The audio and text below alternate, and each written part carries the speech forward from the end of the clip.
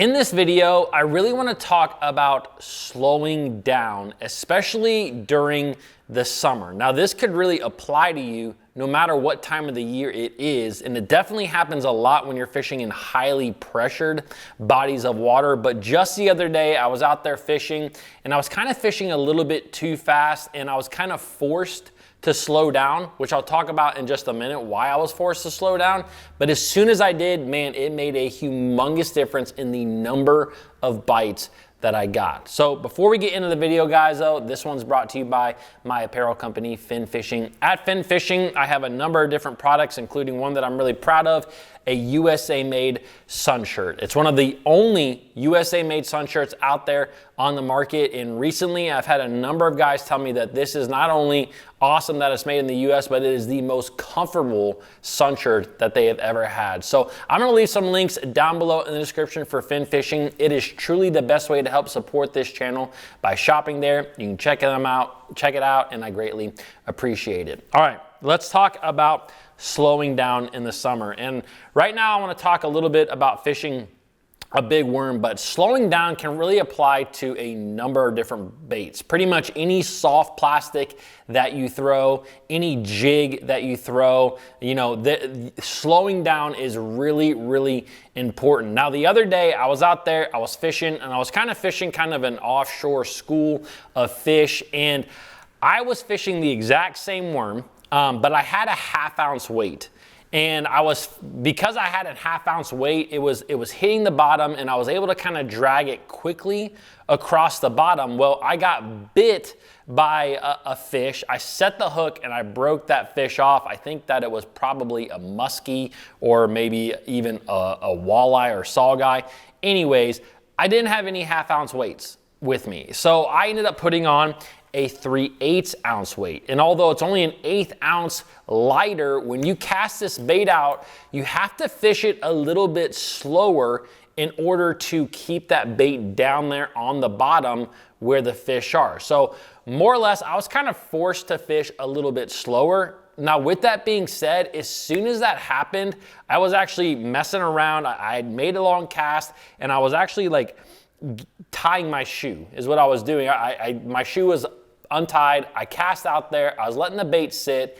I tied my shoe, and a fish picked my worm up and started taking off. I set the hook and caught a fish. And right then and there, I was thinking not only about the change in the weight, but also that I let that bait sit there on the bottom while I was tying my shoe for several seconds, and a fish came over and picked it up. So after those kind of two things happened, I really started working my big worm extremely slow. Like literally, I would cast that thing out, and it would take me a couple of minutes to bring that bait all the way back. I mean, I was dragging it. A lot of guys will, you know, you'll hear them talk about counting rocks, you know, and that's basically what I was doing. I was dragging this thing so slow, and I was incorporating some pauses into that bait, just letting the bait sit down there. And I went from getting very few bites to catching like 7 fish, not in a row, but over the course of like 45 minutes to an hour. I caught 7 fish. They were good fish, and I actually ended up doing really well in the tournament that I was fishing. Now, that all came down to slowing down. And really what I'm talking about here is dead sticking the bait at times. This is something that I remember really learning about dead sticking when actually Denny Brower won a tournament on the Lake Champlain when he was flipping a jig into reeds. And it was like one of those tournaments that's engraved in my mind because I probably watched it 1,000 times on my old VCR. But the big thing that he was doing that day, it wasn't like it was near the spawn. It was more of a spring, like late spring, early summer event. But he would flip into these reeds, and he would just let that bait sit. He would just let it sit in there for 30 seconds, and he was getting a lot of bites by letting that bait just sit there.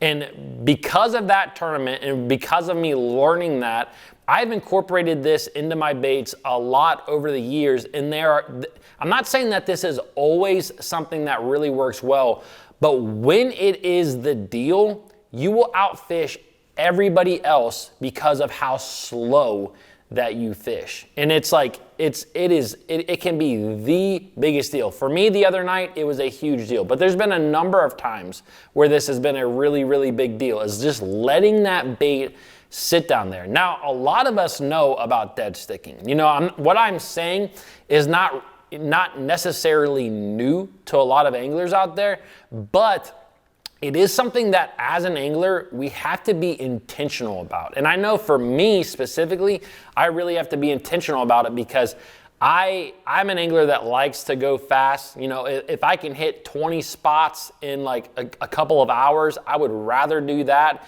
than fish 1 or 2 areas over the course of 2 hours. Like I like to go fast. I've always believed, and I still believe, that the more water you can hit, like the better off you're going to be in the long run, because you're just going to see a lot more. Now, with that being said, if you know that there are fish in the area, if you know, hey, I'm around some fish, this is something that is really important to just try out there. Be very intentional about slowing down and fishing a bait very, very slow. One of the best fishermen in the world is the late Aaron Martens. Like a lot of you who have followed fishing know who Aaron Martens is. And he was very well known for how slow that he would fish baits like a drop shot. Like casting a bait out and working that bait for like 10 minutes, like one cast for 10 minutes.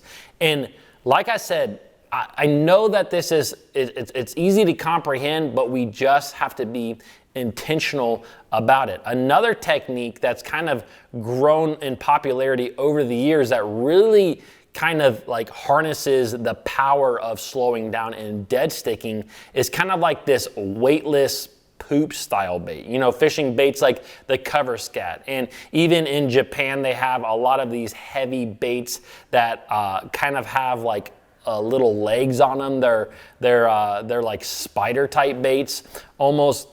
Anyways, that has become very popular, where it's almost like a power finesse technique, because a lot of the Japanese will fish that particular style bait, kind of that scat, that poop style bait, on a weightless rig. So they will fish it weightless. And when you're fishing a bait weightless, imagine what I said earlier when I was talking about going from a 1/2 ounce weight to a 3/8 ounce weight and how much slower I had to drag that bait. If you go from a 1/2 ounce or 3/8 ounce weight to no weight, and you're trying to keep that soft plastic on the bottom, you have to fish that bait so slow, like it's painful. It truly is painful. But when you are in highly pressured bodies of water, when you are fishing in the heat of the summer like we are right now, sometimes you must do those things in order to get bit.